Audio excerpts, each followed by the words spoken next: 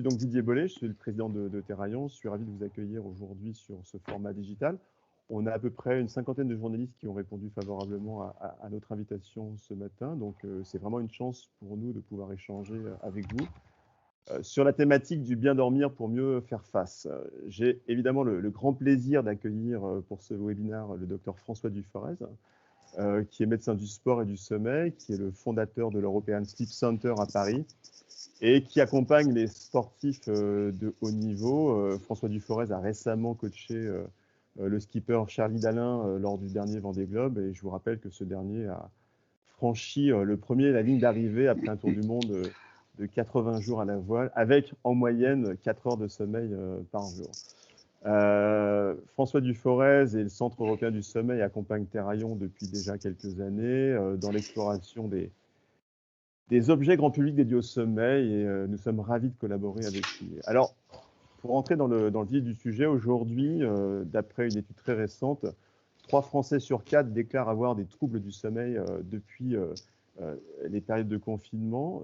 Nous allons donc bien évidemment traiter les sujets de la pandémie sur la qualité de notre sommeil, mais aussi des pathologies chroniques, sans oublier bien sûr toutes ces innovations des industriels et notamment la lumière qui offre des solutions crédibles et validées scientifiquement. Alors, pour ce webinaire, j'accueille également Élise Lagoutte, qui dirige notre département marketing et qui va animer ce webinaire, ainsi que Delphine Boutrin, que vous connaissez de Point Europe et qui sélectionnera notamment les questions pour François Duforez. Bonjour à tous, bonjour docteur Duforez. Bonjour Élise. Alors, on est aujourd'hui le 18 mars, donc on est à la veille de la 21e journée internationale du sommeil, mais c'est aussi la date anniversaire du premier confinement lié au Covid. Et donc ça amène notre première question. Docteur Duforez, qu'est-ce qu'on a appris de cette pandémie sur la qualité de notre sommeil? Non seulement ce qu'on a appris, mais ce qu'on apprend, parce que c'est une chose qui est évolutive. Et c'est vrai que ça fait 1 an qu'on a cette problématique qui est arrivée. Et il y a eu des études épidémiologiques qui ont commencé dès le mois d'avril 2020 et qui sont en continu. Donc, on a des éléments qui permettent de dire que finalement, dans le suivi que l'on a, il se passe beaucoup de choses et que les choses n'ont pas été gravées dans le marbre à partir du 17 mars 2020 jusqu'au 17 mars 2021. Donc, il y a des conséquences extrêmement importantes sur le rythme veille-sommeil. Et pourquoi le sommeil est un facteur important? Parce que finalement, le sommeil, c'est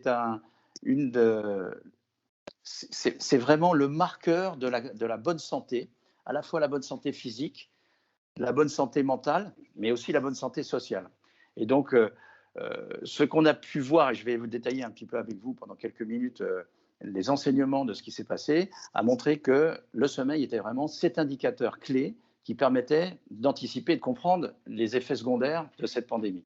Alors, si je rentre un peu dans le détail, le premier confinement qu'on a eu l'année dernière, il y avait 2 éléments qui étaient importants. Le premier, c'était totalement quelque chose de nouveau. On n'avait jamais, c'était inédit, on ne savait pas. Qu'il faisait beau, il ne faut pas l'oublier. Je pense que quand on va parler de la lumière, on va voir que c'est important, parce que finalement, le moral des gens, globalement, n'a pas été autant touché qu'on le pensait. Et sont apparues finalement des choses extrêmement intéressantes. C'est-à-dire que dans les 15 premiers jours, 3 premières semaines du confinement, les gens ont mieux dormi. Et ça a été dit d'une manière très simple, et notamment dans les métropoles, c'est que finalement, mon temps de transport et mon temps de trajet pour aller au travail, eh bien, à Paris, c'est en moyenne entre 1 heure et 2 heures, voire parfois 3 heures de transport. C'est le matin tôt, il y a du monde, c'est le soir, et puis finalement, avec le confinement, on ne travaillait plus, ou le télétravail n'était pas encore mis en place d'une manière très importante. Et donc, les gens ont mieux dormi. Et ils ont mieux dormi en ayant un peu plus de temps. Après, la problématique, c'est dans quel endroit je me trouve. Et c'est vrai que les urbains qui sont en ville, dans des appartements, ont commencé à vivre le confinement d'une manière un peu différente des gens qui étaient dehors, avaient des jardins ou avaient eu la possibilité d'aller dans leur maison secondaire éventuellement. Parce que là, on a vu une différence. Les gens qui pouvaient aller dehors, qui pouvaient s'exposer à la lumière le matin, eh bien finalement, ça a été une période un petit peu bénie. Donc le fait d'avoir des transports, le fait de découvrir que le télétravail, qui n'était pas intrusif comme maintenant, mais qu'on pouvait le faire et qu'on pouvait travailler peut-être à distance, ça a ouvert finalement une vraie réflexion sur la gestion du temps et la gestion du temps de la récupération. Donc dans un premier temps, ça ne se passe pas trop mal. Après, ça commence à durer. Et le fait que ça commence à durer commence à poser quelques petits soucis. Vous savez qu'à partir du mois de juin, juillet, les choses se sont réouvertes. Donc, il faisait beau. Et puis, septembre, octobre arrive. Et puis, on a le deuxième confinement qui se passe au mois de novembre. Et là, ça se passe beaucoup plus mal. Et donc, les études qui ont été menées, ça s'appelle l'étude Coconel, hein, pour les gens qui veulent aller chercher, avec l'Université de Paris, l'Université de Marseille et puis des Canadiens également. Bien là, on s'est aperçu que les troubles du sommeil ont explosé. Et on est passé de, avant confinement, 49% des gens qui se plaignent de leur sommeil. Ça ne veut pas dire qu'ils ont des troubles du sommeil, mais qu'ils s'en plaignent. Eh bien, on est passé de 49% de ces gens-là à 74% à la fin du confinement du mois de mai. Et là, on est aux alentours de 70% encore de gens. Et puis, on va rentrer dans le détail. On va voir que d'autres pathologies vont arriver, qui sont des pathologies plus d'ordre mental, mais dont les troubles du sommeil sont la première chose. Je dirais que cette pandémie, cette Covid-19 a eu un facteur d'accélération d'une thématique qui est déjà latente dans le monde occidental. Pour preuve, on s'est aperçu que 36% des actifs, par exemple, avant la pandémie, dans l'étude qui a été faite par le bureau hebdomadaire de la santé, 36% de ces gens, la semaine, dormaient moins de 6 heures. Or, on sait qu'à moins de 6 heures, potentiellement, c'est pas bon pour le cerveau, c'est pas bon pour le corps, et on a des effets secondaires. Donc déjà, ça a commencé à poser des problèmes, et la Covid a accéléré ces processus. Et on a accéléré des processus, notamment d'une autre pathologie qu'on appelle le décalage de phase, qui est arrivé. Ce décalage de phase, notamment qui touche les jeunes actifs, et on l'a clairement, alors Didier parlait des gens qu'on suit dans le foot, alors ça c'est très très clair, le fait d'être devant des écrans, devant des réseaux sociaux, devant des séries télé, Netflix par exemple, super, hein, explosion de Netflix, mais explosion aussi des retards de phase, avec des jeunes actifs généralement qui vont d'habitude se coucher à minuit, 1h, ils vont se coucher à 3-4 heures du matin, et comme ils ne sont pas obligés d'aller au boulot pour X raisons, les gens vont se réveiller à 12-13 heures, là il y a une perte sociale importante, une perte de connexion sociale, avec des gens qui sont en décalage de phase. Et ça a touché pratiquement 20% des gens, ce qui est énorme, avec des gens qui commencent à se désocialiser. Un des points aussi qu'on a perdu en n'allant plus au travail, en n'allant plus à l'université, en ne voyant plus ses amis ou sa famille, c'est une perte des rituels. Et ça, c'est une chose qui est extrêmement importante. Boris Cyrulnik en parlait justement hier sur CNews, hein, de perdre ses rituels, ses repères, ses routines. Eh bien, on désorganise finalement à la fois les temps de sommeil, mais les temps d'activité aussi, les temps de vigilance. Le fait qu'on ne puisse pas sortir pour faire de l'activité physique, rencontrer des gens, que les salles de sport soient fermées, ce sont des rituels qui sont finalement beaucoup plus importants qu'on ne pensait. Et ça s'est traduit au niveau clinique. Moi, je suis médecin clinicien, hein, donc je suis toujours à l'Hôtel-Dieu à voir des patients. D'ailleurs, le problème, c'est qu'on en voit de plus en plus jeunes. C'est une augmentation significative des rêves. Les gens se sont mis à rêver, pas toujours des cauchemars d'ailleurs, mais il faut savoir que le rêve est une problématique qui consomme énormément d'énergie. Et le fait de rêver est un peu fatigant. Et le fait de le décrire fait qu'on a énormément de gens qui se levaient fatigués le matin alors qu'ils pensaient avoir dormi. Et enfin, au niveau comportemental, savoir qu'il y a de l'incertitude, c'est un problème. Alors, l'incertitude, c'est bon pour les scientifiques, parce que les scientifiques, ils doutent. Donc, finalement, on va comme ça donner une hypothèse et puis on avance comme ça. Finalement, les scientifiques, ils aiment bien l'incertitude, mais pas le grand public. Surtout quand on le dit dans des chaînes d'infos en permanence, que ça tourne en boucle, avec des gens, des débats un peu passionnés, avec des médecins qui ne sont pas toujours d'accord. Cette incertitude crée de l'angoisse.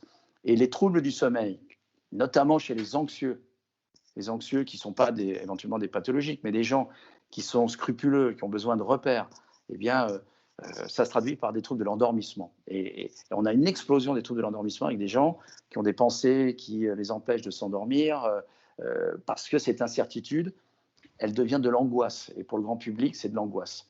Et donc ça, je pense que c'est un point extrêmement important. C'est le fait que ce qu'on voit arriver en ce moment, c'est par les troubles du sommeil, qui sont la porte d'entrée, de plus en plus de gens qui sont anxieux, et si cette anxiété dure trop longtemps, c'est ce qu'on appelle des insomnies psychophysiologiques. Cette insomnie psychophysiologique, c'est 50% des gens, mais ça fait 50% des 70% des troubles du sommeil en ce moment. C'est-à-dire qu'au lieu d'avoir 9% de gens pathologiques potentiels dans la population générale, on monte à des pathologies potentiellement de 20 à 30%.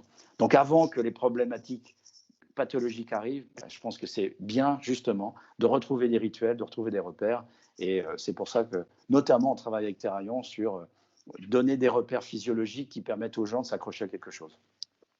Du coup, docteur Duforez, est-ce que vous pouvez nous expliquer en quoi une bonne alimentation va influencer la qualité de nos nuits et inversement, comment un bon sommeil peut agir positivement sur notre IMC? Alors ça, c'est des études qui ont commencé au moment où l'informatique est arrivée, c'est-à-dire dans les années 80, notamment aux États-Unis, où on s'est aperçu qu'il y avait un rapport étroit. On ne savait pas s'il y avait un lien de causalité, mais moins les gens dormaient aux États-Unis, plus les gens grossissaient. Donc on s'est dit, tiens, mais est-ce qu'il y a un rapport finalement dans cette problématique-là? Les études ont continué et depuis maintenant une dizaine d'années, on sait que oui, sommeil et nutrition, c'est vraiment des choses qui sont clés à différents niveaux. La première chose, c'est que la nutrition peut influencer sur la qualité du sommeil. Ça, c'est tout à fait vrai. On s'en sert dans la voile, notamment avec Charlie Dalin. Nutrition et sommeil, c'était calé. Hein. Donc, dans le sport de haut niveau, ça commence à être bien connu également.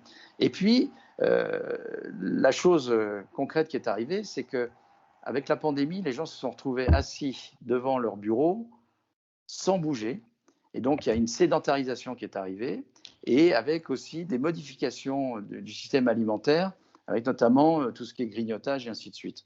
Et donc, on a vu, et c'est pour répondre sur la notion de l'IMC, c'est que de tout ce qui est l'indice de masse corporelle, hein, IMC, c'est que quand on est devant un écran, qu'on ne bouge plus, qu'on grignote et qu'on dort mal, eh bien, on va prendre du poids. Et là, on a une prise de poids qui a été significative et qui est significative pendant le confinement.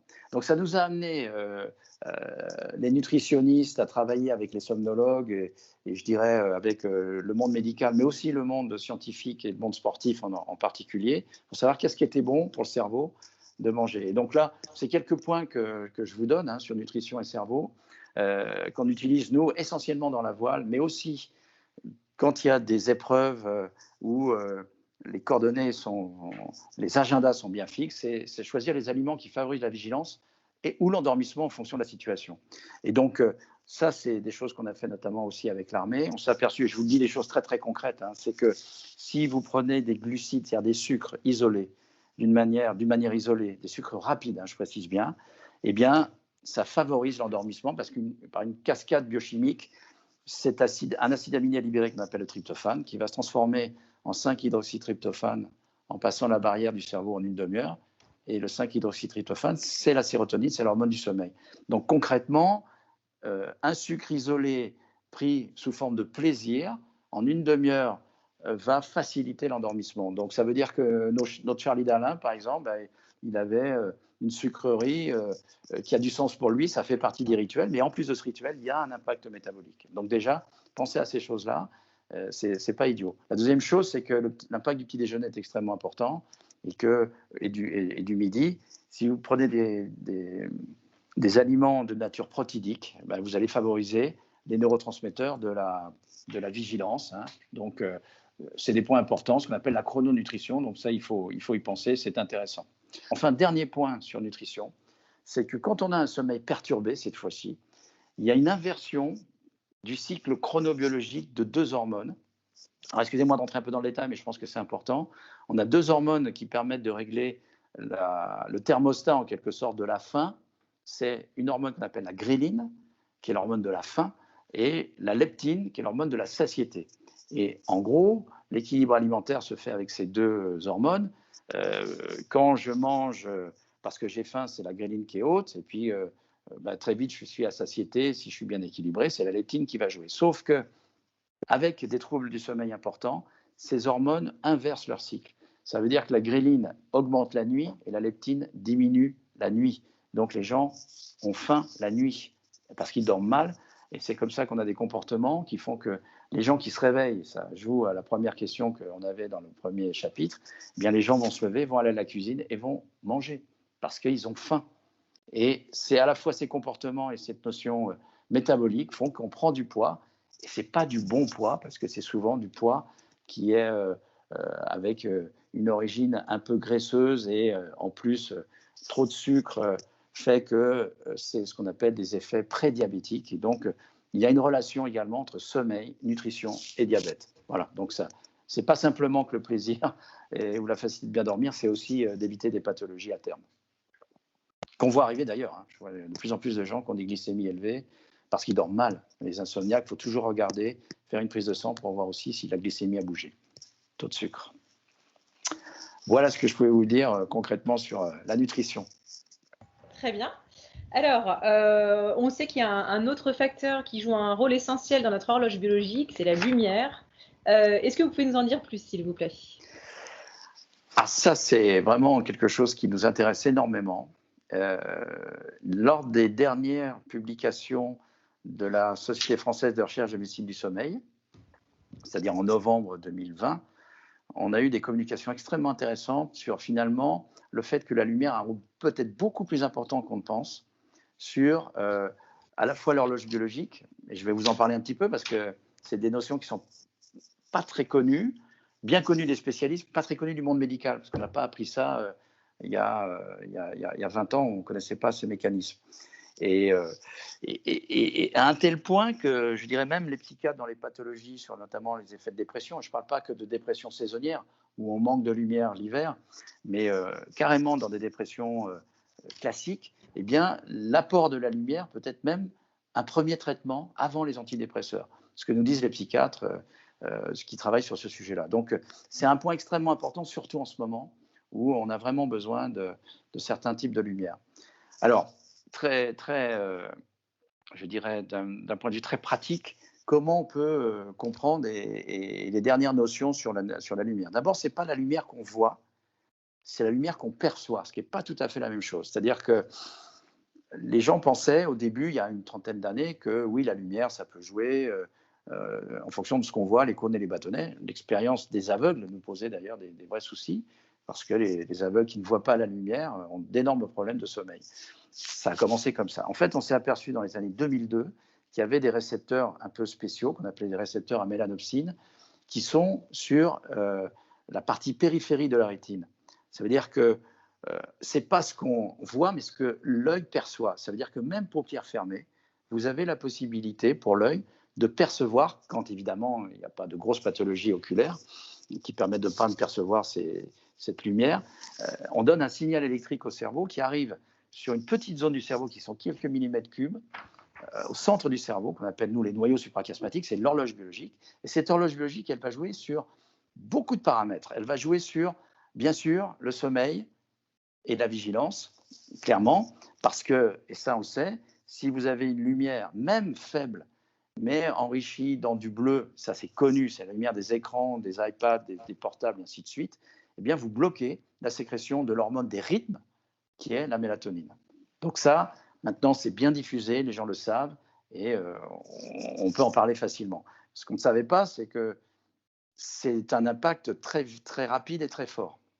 Et donc là, il y a une vraie réflexion sur la qualité de la lumière, je vous en parlerai après. Mais ça ne joue pas que là-dessus, ça joue aussi sur la régulation de la fréquence cardiaque, ce qu'on appelle le système nerveux autonome, c'est-à-dire la capacité pour le cerveau de commander une réflexion de récupération au niveau de la tension artérielle et au niveau de la fréquence cardiaque. Par exemple, les gens qui sont dans l'espace, s'ils perdent ça, ils vont très très vite être hypertendus. Donc c'est assez incroyable de retrouver des cycles lumineux qui permettent de garder un système cardiovasculaire intact. Ça joue sur la prise de décision, très important dans la voile, performance cognitive. Je prends une décision, je ne la prends pas. En fonction de l'environnement lumineux dans lequel vous êtes, vous n'aurez peut-être pas la même pertinence de prise de décision. Puis bien sûr, ça joue sur l'humeur. Il n'y a qu'à voir qu'en ce moment, on a eu une semaine un petit peu compliquée au niveau du temps et puis au niveau de tout ce qui se passe, d'un peu d'anxiogène. Là, vous avez des manifestations de l'humeur des gens qui deviennent soit complètement inhibés, soit agressifs et qu'on voit, nous, en consultation. Voilà, donc cette lumière, elle est clé. Après, ce que je voulais vous montrer, c'est que finalement, c'est de plus en plus fin ce qu'on a trouvé et que dans un schéma qu'on va vous montrer sur la qualité de la lumière, ça va dépendre de deux choses, c'est-à-dire la température de couleur et puis également, le deuxième point, c'est leur longueur d'onde. Donc ça, c'est un domaine qui est très, très intéressant parce que finalement, c'est beaucoup plus qu'on ne pensait, qui montre que, et là, je vous montre excusez-moi, hop, cette longueur d'onde et ces températures de couleur qui montrent très clairement que plus la température de couleur est importante, c'est-à-dire la lumière est énergétique, plus la longueur d'onde est basse. On sait par exemple que une longueur d'onde à 450 nanomètres bloque totalement la sécrétion de mélatonine.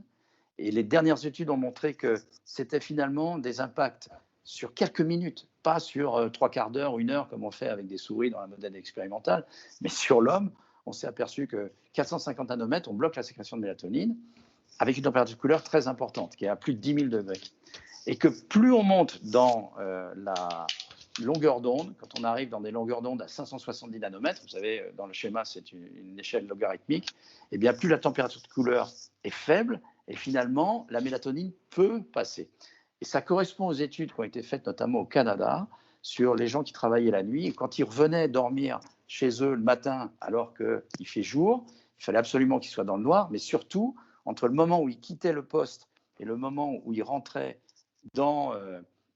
chez eux pour dormir le matin, ce qui n'est pas toujours physiologique, on leur fournissait des lunettes, et des lunettes orangées, voire allant vers le rouge, pour permettre au cerveau de comprendre qu'il est temps que la mélatonine augmente, et dans mon cerveau, il n'y a pas de blocage qui soit lié à une lumière trop blanche ou d'origine trop bleue. Et on est en train de voir aussi que c'est lié à l'âge, et qu'en fonction de l'âge, les longueurs d'onde, mais c'est parfois sur quelques nanomètres, ont une efficacité beaucoup plus importante qu'on ne pensait. Donc la qualité de la lumière, ce n'est pas simplement que sa température, mais c'est aussi sa longueur d'onde, et pas simplement que son intensité. Donc ça, je pense que c'est un point vraiment très très intéressant dans le futur, même thérapeutique, je dirais, pas simplement uniquement au quotidien. Est-il vraiment conseillé de réaliser des siestes le week-end d'environ 2h, 2h30? Et la seconde, c'est et des siestes de 20 minutes, 1 à 2 fois dans la journée. Alors, ça, c'est les études qu'on a fait avec nos navigateurs qui nous ont beaucoup aidés, parce qu'on s'est dit, mais comment font ces gens pour un Vendée Globe ou encore plus sur un course du Figaro, où là, ils sont en privation de sommeil pendant 2 jours parfois, pour, en termes de sécurité déjà, pas faire trop de bêtises, parce que c'est dangereux, et en termes de performance, prendre les bonnes décisions. Et donc, les enregistrements nous ont montré que finalement, en privation de sommeil, je précise bien, la sieste, et le mot pose problème, de moins en moins. Mais en France notamment, le mot sieste est accolé à « je suis tranquille, je ne m'engage pas, je suis un peu paresseux », etc. Ce qui n'est pas du tout le cas dans le monde asiatique notamment, où si vous ne faites pas la sieste, c'est suspect, ça veut dire que vous êtes mal organisé et qu'il est nécessaire de faire la sieste pour partir. Donc, le mot de power nap passe mieux, malgré c'est un anglicisme, mais c'est le fait que c'est puissant et que ces temps de pause sont puissants. Après, il y a des variations individuelles.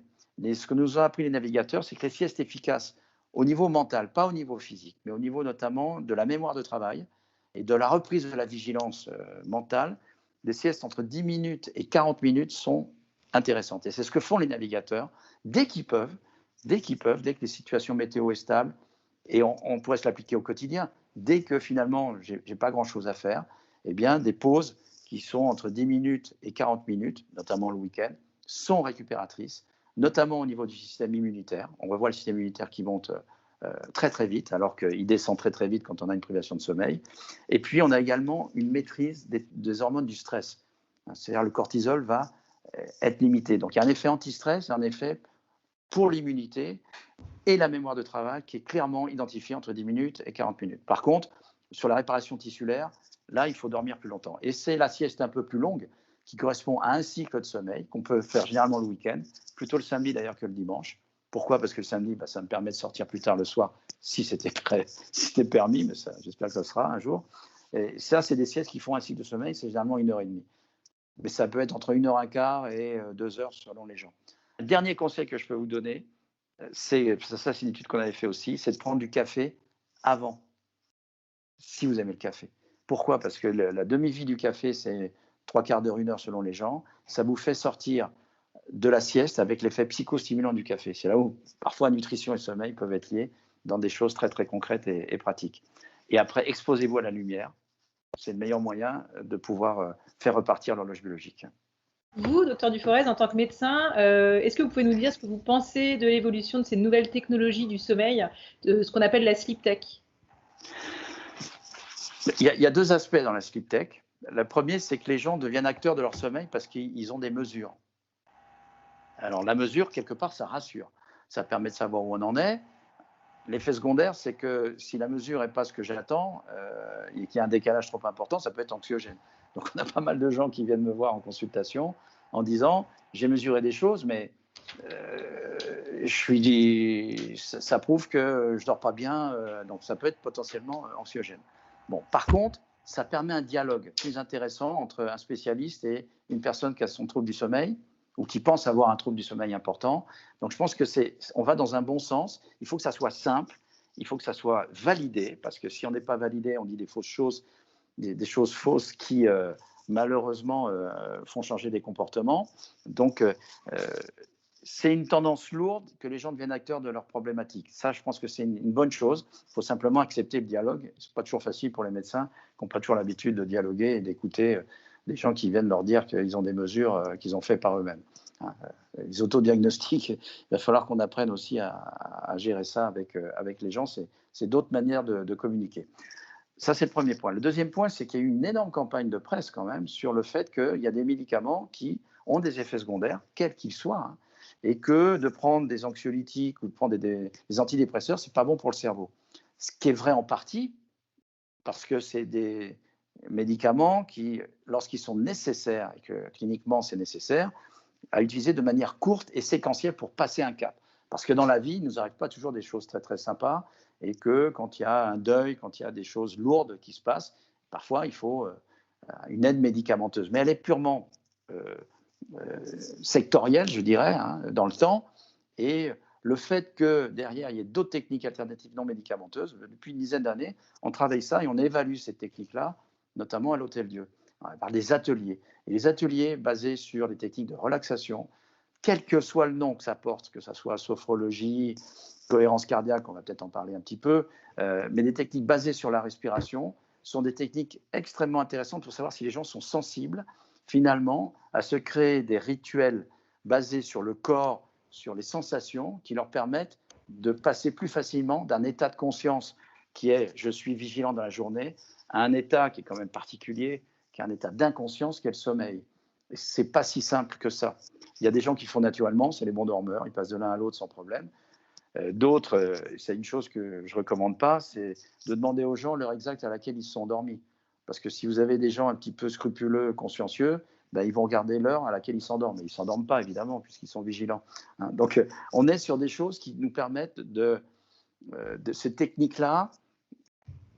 D'un point de vue très concret, nous, on fait 5 séances d'apprentissage des techniques de respiration, de contraction musculaire, de décontraction musculaire, parfois aussi de son, de lumière, pour voir par quel canal sensoriel les gens vont pouvoir passer d'un état de conscience à un état d'inconscience qui est le sommeil, cette phase au milieu, qu'on appelle l'état de conscience modifié. Donc, toutes ces techniques sur comment je respire, comment je me contracte ou je me décontracte, ce qu'on appelle le body scan, toutes ces études sur les images mentales, les postures, la visualisation, l'imagerie mentale, sont des techniques très intéressantes. Mais c'est une boîte à outils. Après, comment les gens vont pouvoir se servir de ça? Comment on va les aider à se servir de ça? Et là, je dirais un mot quand même sur un point, parce qu'on a travaillé avec Théraion là-dessus, sur quelque chose qui est tellement simple, qu'on appelle la cohérence cardiaque, qui marche très très bien. C'est la capacité de respirer d'une certaine manière. Globalement, c'est je souffle 5 secondes, j'inspire 5 secondes. Et pourquoi ce rythme de 5-5 qui peut bouger, qui peut être à 4, 6, etc. Après, les gens trouvent leur rythme. C'est que simplement, c'est de faire 12 inspirations, expirations à la minute. Parce que 12 inspirations, expirations à la minute, c'est la respiration du sommeil. Et nous, quand on enregistre les gens avec des polysomnographies, on n'a pas besoin de savoir quand est-ce qu'ils nous disent qu'ils s'endorment. On le voit. Parce que la respiration se modifie, les ondes cérébrales se modifient, mais c'est surtout la respiration.